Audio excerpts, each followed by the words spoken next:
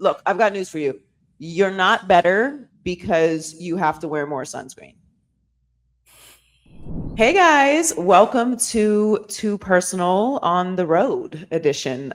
We haven't done one of these in a while because we have been pretty serious about being in studio, but it's the summer and I have got shit going on. I was just in New York for an entire week. Sorry, I'm paranoid that my microphone is on. I was just in New York for an entire week. I'm a shell of a person. Before New York, I was in Vegas, and I have been working. These have not been for fun trips. These have been, I'm working on a very big project, which we will reveal very soon. But yeah, so I am not able to be in studio for our usual Tuesday episode, but Haley is joining me. So thanks to the advancements of technology, we Yes. will do our episode on the road this week. And yeah, so Haley, what is going on in the world? Well, there's a lot. I want to start with the Tate brothers' arrest. Mm. So, for those of you who don't know, because I myself did not know much of them, Good for you. yeah, I mean, I think when I went back and was looking at clips, I think I saw some tidbits, but yeah. Anyways, they are two British American brothers who first gained attention through kickboxing and have become famous as internet personalities and influencers, which I will add have been banned from several social media platforms. Mm. Supporters say that Andrew motivates men to be disciplined and successful, while critics argue his content promotes misogyny. The brothers deny those criticisms, and this weekend they were arrested by U.S. Marshals in Miami on a UK extradition warrant. The UK prosecutors have added dozens of charges, bringing the total to 59. Some of the allegations include rape, human trafficking, sexual assault, and in Andrew's case, possessing indecent images of a child. They've denied all allegations, and their attorney says the case is politically motivated, which he said about the last few times that there were arrests made and even house arrest issued.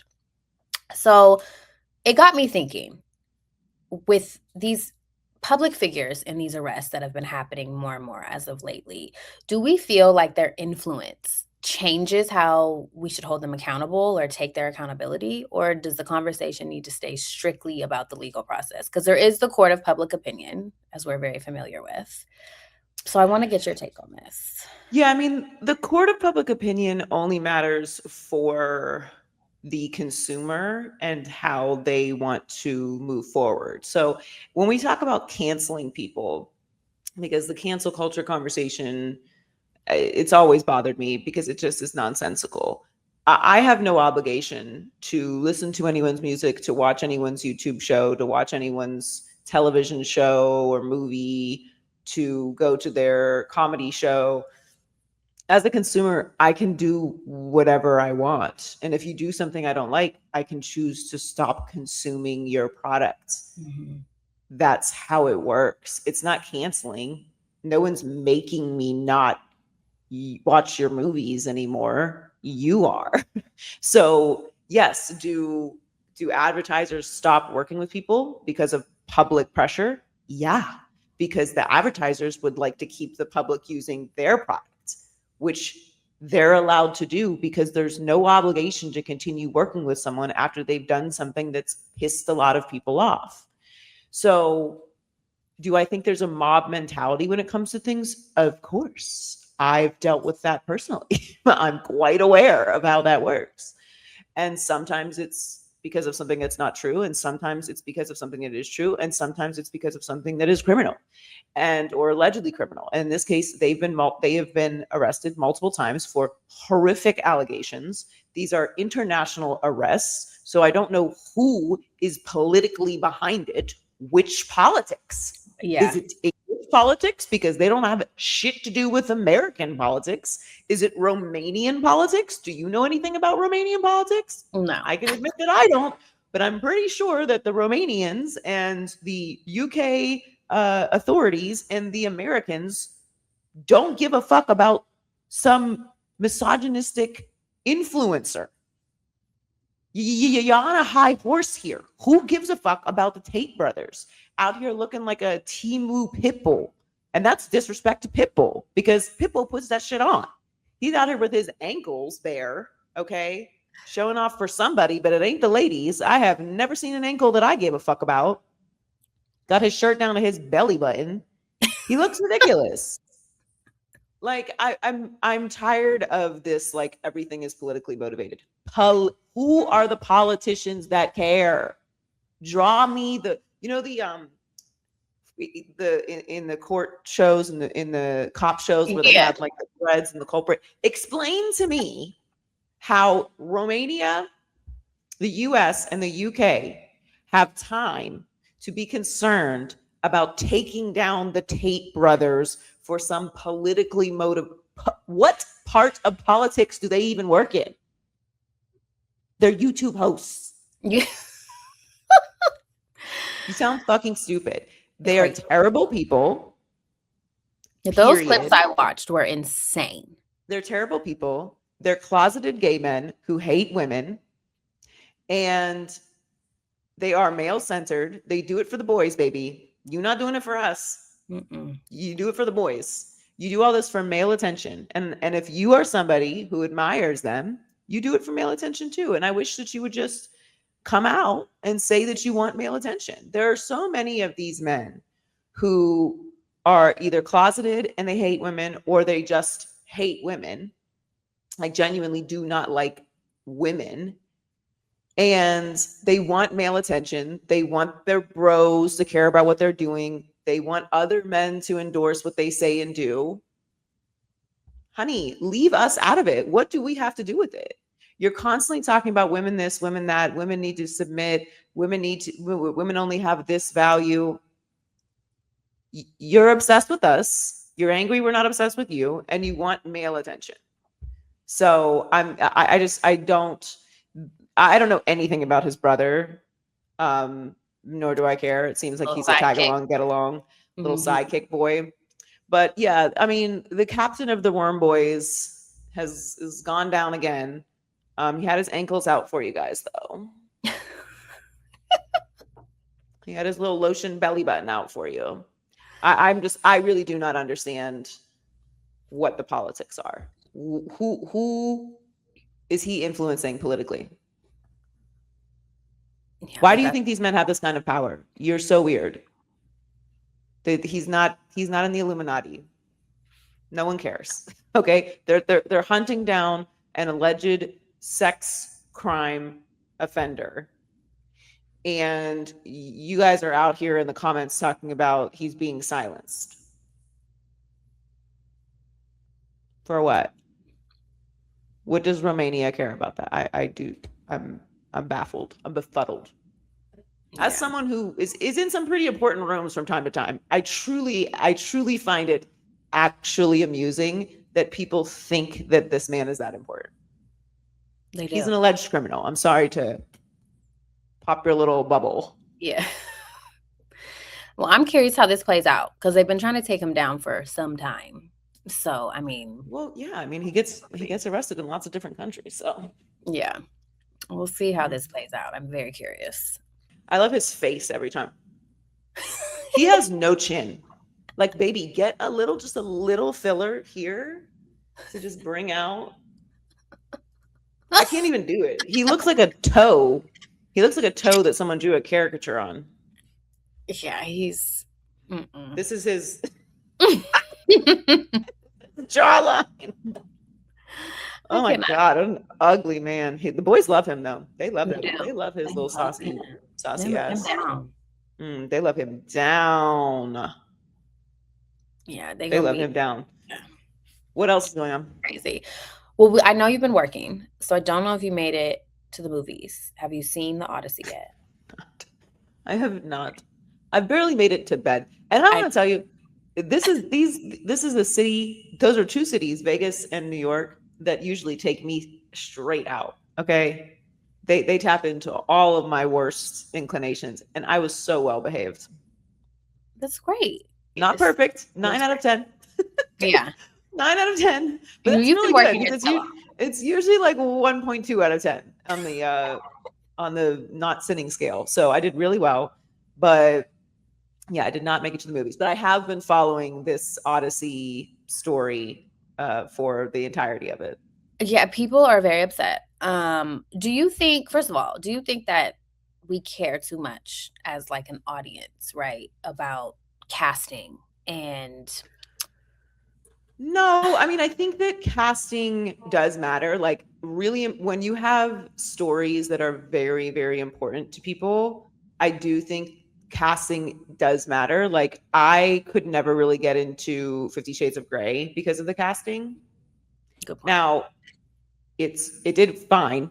Like, it didn't matter that I wasn't into the casting. Like, and I also didn't write a think piece about it. I was just like, like, Right, would have preferred different casting. right. So, it's not going to change my life. But also, when it comes to casting fictional characters, I have bills, family, friends, shit to do that doesn't involve me freaking the fuck out because of a fictional casting. Yeah. People were very, very upset. Like, and I kind of get it in a sense because it's like the interpretations of Greek mythology, but like still doing very well. How much did they make? Still doing very well. They made, sorry, you need to get out. Get out. I'm gonna have to cut you out of this. What do you need? Who I'm is that? not supposed to come in here yet. What? Aden, come here. Okay, come here, Aden. Aden, come here. Hi, buddy. Say hi. Hi, I miss you. Me too. Do you want to Yeah, be on so the you're podcast? gonna be here. Unfortunately, I'm not there this week, as you can see. I'm with my mommy.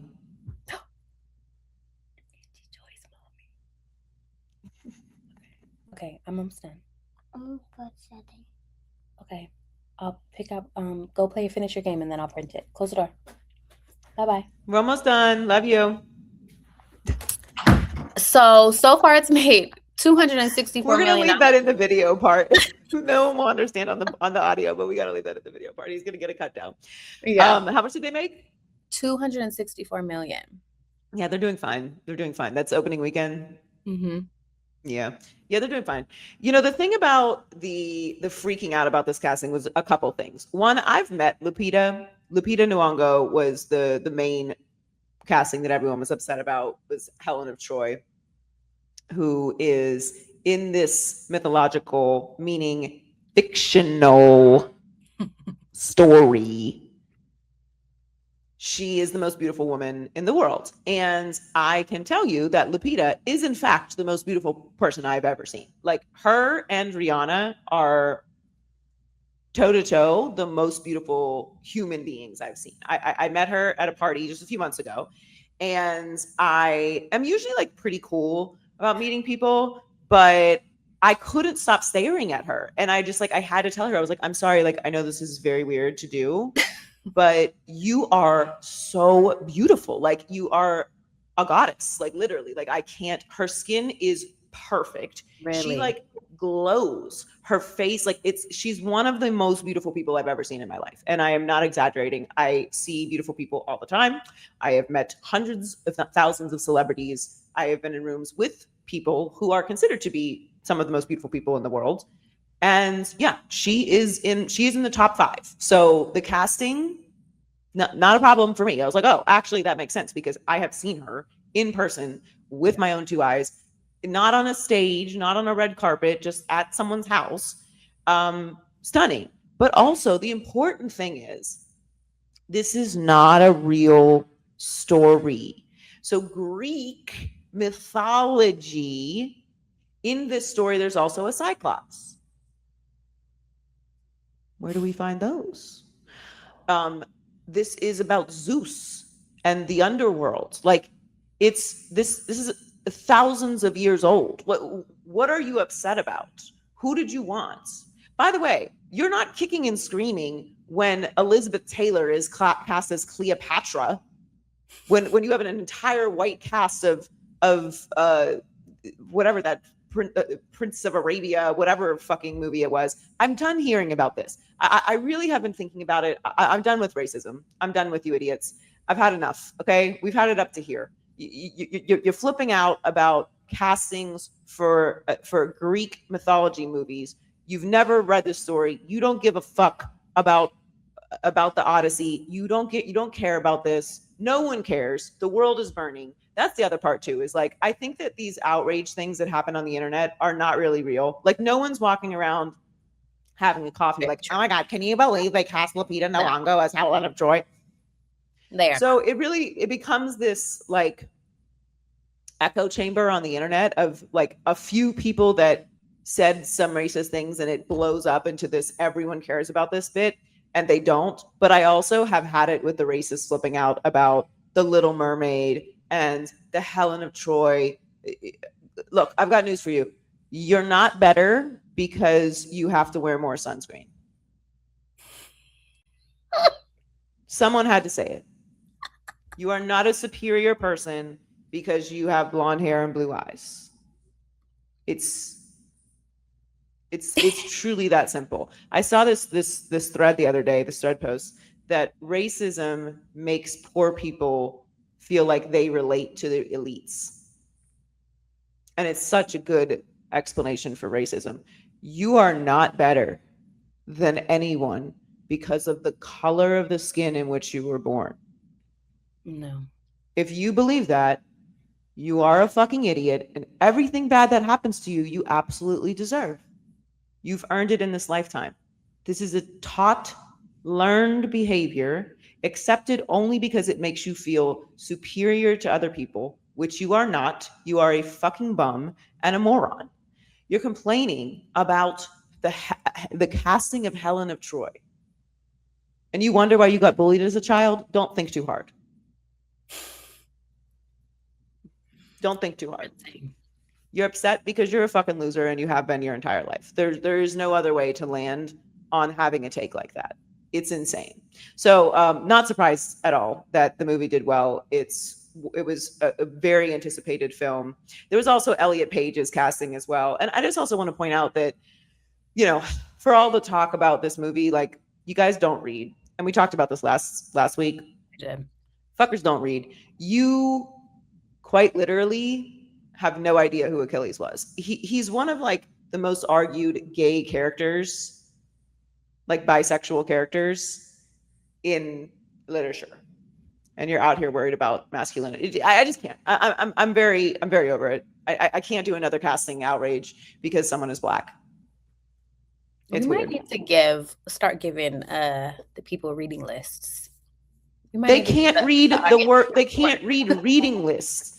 They can't read the 2 words reading lists to get through. You think they're gonna read the Iliad? Probably not. They can't even read a Spark Note. They'll use the speaker function on ChatGPT. Yeah. Well, on what else is going on? Some lighter things. I had made a discovery this past weekend. So I've been, as you know, I've been very busy. You've been very busy. We've been working for the past couple months. So I haven't really made it to the gym. But you know, once you stop going to the gym and you get in the habit of not going to the gym, you kind of lose track of time.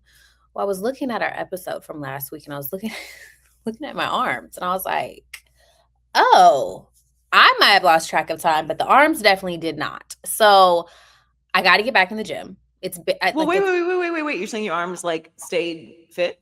No. They blew up. They blew up. Okay. Like they listen. Sis needs to get in the gym. I haven't been since April. July is almost over. April, that's insane. Okay, first of all, your arms are fine. But what is keeping you from the gym? Well, I used to take Aden to school and then go immediately to the gym, like immediate. So I was there by like 8:45. That was my routine. And if I didn't go to the gym and I was going to the trainer, I'd be there by like 9. That changed. I stopped going to the trainer and I was just going to the gym. And then my morning routine went into like editing and like other work routine. So then by the time I was done working, it's like lunch. Getting to the gym after noon is like, yeah. If I'm not there, you have to go in the morning. Here's my thing about the gym, because like I've been traveling and it's really hard. What I've realized is it's really hard for me to work out when I'm traveling. Like, yeah. I'm exhausted. My routine is not the same. Like, even though I can go to the gym here, I could have gone to the gym all week. I did go once, But I usually like when I'm traveling to at least go 2 to 3 times during the week because I usually have 4 or 5 when I'm in my normal at home routine. Right. So I have to give myself some of a break, but I gave myself too much of a break. So I've only worked out like twice in the last week and a half, which is not good. But I do think that routine is very important. And you just have to like not overwhelm yourself and just start with like 2 days a week. Like I am going to 2 days a week go to the gym. Like even if I just go and walk on the treadmill, I'm there. And then add on. Like that I find is the easiest way to break the not gym routine because I've gone through these chapters as well and it's really overwhelming. You want to like think you're going to get back in shape overnight and think you're going to snap out of this routine like loss overnight. I think that just start small. Like just say on Tuesdays and Thursdays, no matter what, I am going to work out in the morning because you're absolutely right. By the time you get to the afternoon, your energy is zapped. You're too distracted thinking about all the other things that you have to do. Get it done in the morning. It's the best time to work out. If you can get it done in the morning, that is like my advice. If not, then get it in where you can fit in. But for you, I think that's the best time. You drop him off before you get to anything else with work, go to the gym. And then like some days you're not going to want to feel like lifting weights. Just do some cardio, but just go to the gym.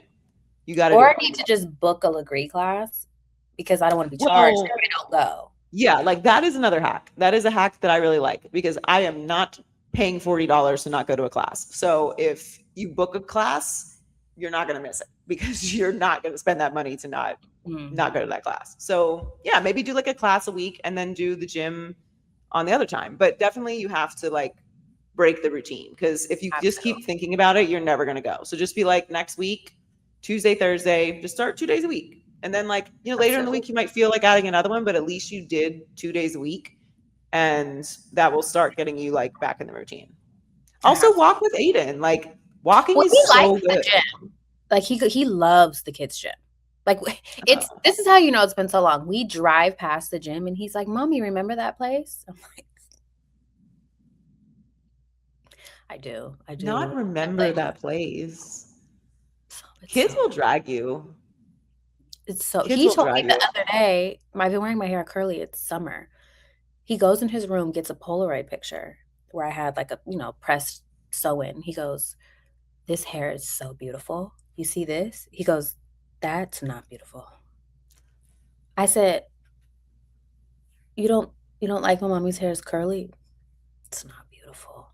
Oh no, we have to fix that. He's got like curly girls. Absolutely not. Aiden. Mm-mm. Crazy. Mm-mm. He's hanging around them rich kids too much. I'm like, listen, this is my natural hair. You have curly hair. What are you talking about? Yeah, he's gonna have to embrace that. We can't have him. He's gonna be straight in his hair. Oh my god. Okay, wait. So we have to get to too personal. I have it here. Yes. Let me see. By the way, you're doing great. So don't be too hard on yourself about the gym. But I do think I've gone through it too, and I know how it feels. The best thing is to just like start with 2 days a week and then build up. But just keep your routine and keep it like this is your time. You've dropped him off at school. This is your time before you get to work, before you get to any kind of other emergency because they're just going to keep coming. And they do. Right. Just go to the gym. That's another thing. I need to not be in my inbox at the gym. Nope. Just 1 hour. It'll go by fast and all of those problems will still be there. So don't worry. Okay. Time for Never Too Personal. If you want to be a part of the show, twopersonalpodcast@gmail.com, or you can DM us at twopersonalshow. So this one is, my spouse wants to combine all of our finances. I want separate accounts plus one joint account. They say keeping money separate means I don't fully trust them. So I have dealt with this multiple times in relationships, in serious relationships only. I think that money conversations are vitally important to successful relationships. Like they are maybe the most important. Everyone has their opinions about money. Everyone has ways that they handle money. Everyone has a different level of respect for money. Everyone has different goals for their money, has different experiences growing up. So they have different anxieties about money. It's very rare that you have two people that just like have the same attitude about money. And that's okay, but you do have to have very transparent conversations about what you want from money, what they want from money, how you guys as a couple are going to handle money, because so many problems in relationships stem from this when it gets to like the serious parts of relationships. But also, you know, we talk about this all the time in dating as well. Like, do we split the bill? Like, who pays for the Uber? Like, money is just, you know, it's a part of our everyday lives. It is something that is serious, and the expectations that you have for money need to align with the person that you're dating or the person that you're marrying or the person that you're having kids with. So I have made the mistake of not having transparent money conversations in the past. I would not do that again if I was to be in a partnership, not just dating. Although I do think you have to have some conversations about that, like who's going to pay for the vacation and who's paying for this. But you know, generally, when you get into a serious relationship, you do need to have this conversation, and it's uncomfortable and it can be vulnerable and kind of embarrassing. You know, like depending on what part of your journey you're on. But I do think it's very important to have the conversation. So that being said, I do think you should stand your ground. If you want a separate account, now if you were both like, I want to keep it separate no matter what, that's a completely different conversation, especially if this is your husband.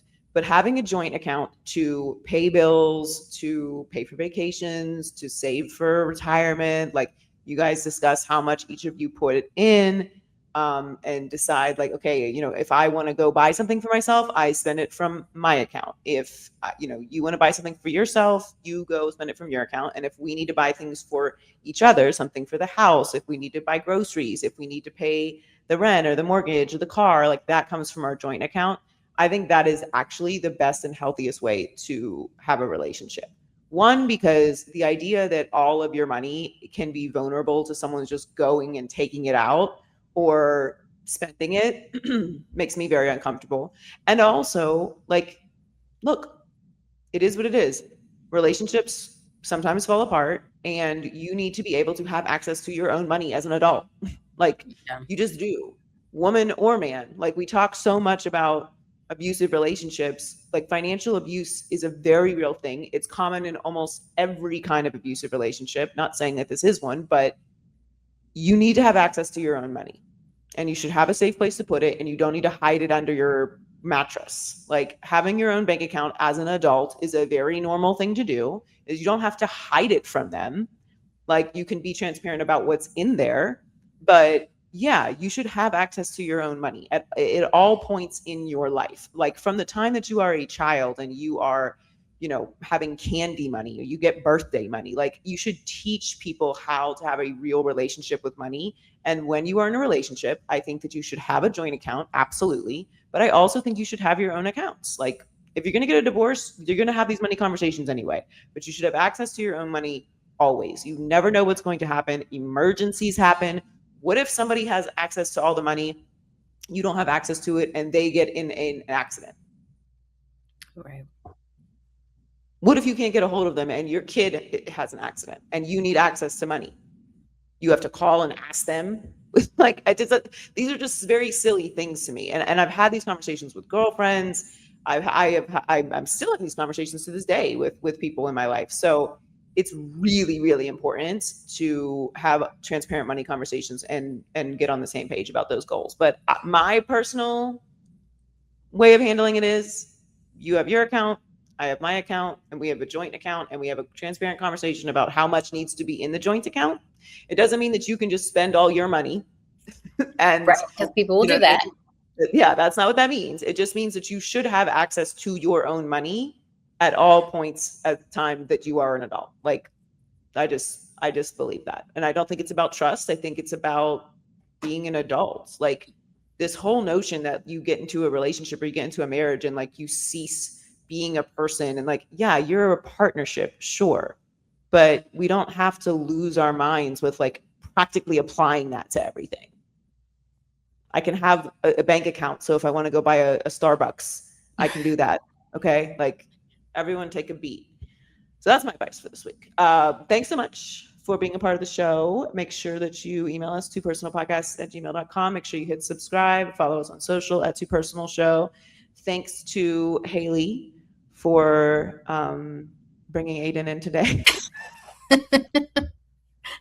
And thanks for hanging. I will see you soon, Haley. Bye. Bye, guys.